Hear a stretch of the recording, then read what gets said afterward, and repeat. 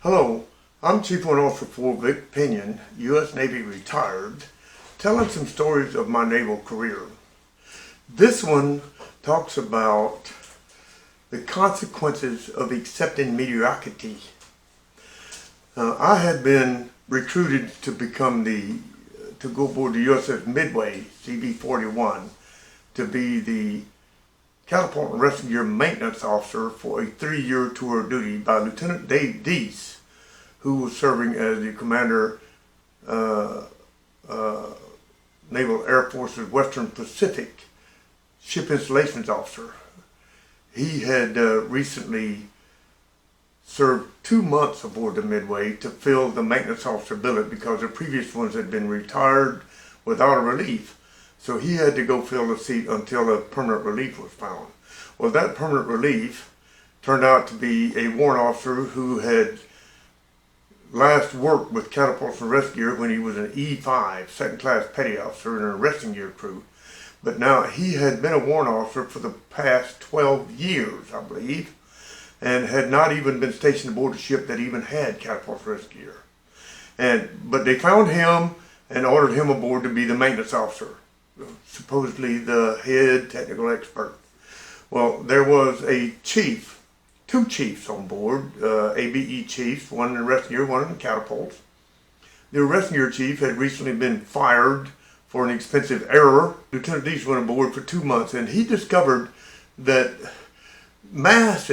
on a massive scale, gun decking of jobs. That means either just not doing required jobs or recording that they were done when they were not done, or they might have been partially done but recorded as being completed. Otherwise, just jury rigging machinery. It failed and you couldn't fix it right, or you didn't know how, you didn't have the right parts or something, so you jury rigged it to make it work.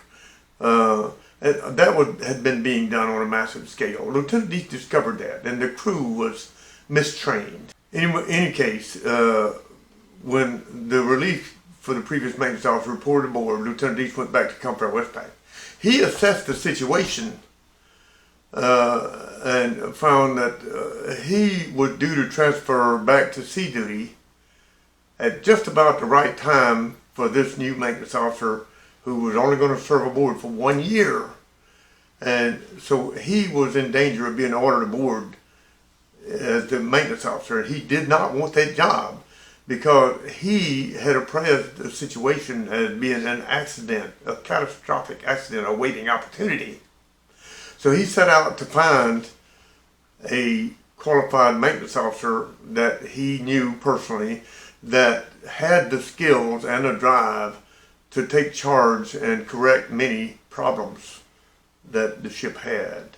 He found me, and he talked me into accepting orders to the Midway, which I did. He told me about the condition of the machinery, and he told me that poorly manned with talent, and that he liked the catapult chief. He thought the catapult chief was a fine. I disagreed with him there because that catapult chief was a severe alcoholic. And he supported the gun decking and jury rigging, but he had inherited that when he reported aboard, as everybody on board had. It was a bad overall situation, but the very catastrophic accident that Lieutenant Deese had forecast when he was recruiting me happened on the 8th of April 1977. The very month that I was transferring from shore duty at the Naval Air Station Moffett Field to go to the Midway. Well, I went via a school, and that school had been apprised of that accident and of the accident investigation and JAG Investigation Board's findings. They had not determined the exact cause of the accident. So according to that school, the people at that school, they had been operating the catapults illegally with a known failed component, or more than one failed component, in the control circuit of the catapult when the accident happened. But that had been so covered up that the Accident Investigation Board did not determine them to be a factor, which they were. Now I'm going to basically read to you. I'll be looking down at my laptop at this point paper that I wrote on it, that I titled Consequences of Accepting Mediocrity. I'm going to have to do this in about 3 segments, 3 9-minute segments. I have 3 minutes to go on this one. But Consequences of Accepting Mediocrity. Some history, in my opinion. This is history.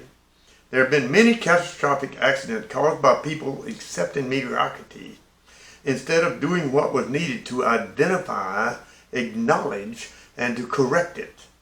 I'll use one fatal loss of accident, the one I just told you about, to explain how the acceptance of mediocrity causes or contributes to these catastrophic accidents.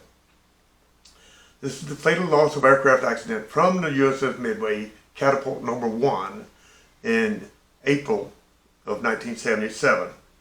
The catapult did not accelerate that aircraft fast enough for it to fly, and it splashed into the water with the pilot on board in a deep part of the Pacific Ocean, and neither the aircraft nor the pilot was ever recovered. The cause of the accident was not determined.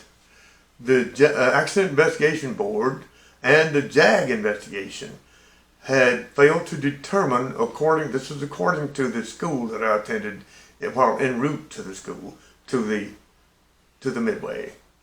They had failed to determine the exact cause of the accident, a mechanical cause. Determined that it was unknown mechanical failure.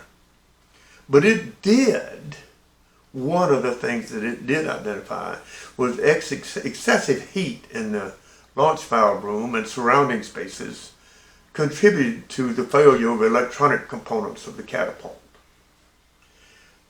What they did do was they recommended that the capacity selector valve be relocated to outside the launch valve room on every aircraft carrier, which was done over the next couple of years. It was still inside the launch valve room when I reported aboard, and it was for the next year or so. It recommended that management controls be strengthened to make sure that failed components were isolated from the circuit to permit continued safe usage of the catapult. But in order to do that, it was required that the commanding officer personally give his authority to launch each aircraft that was launched using that alternate procedure, and that the catapult chief or the captain personally go inside the launch valve room to verify the mechanical setting of the capacity selector valve. Well, that launch valve room was so hot that a man couldn't breathe in there. You couldn't live in there. Miserably hot, like 300 degrees or so, real hot.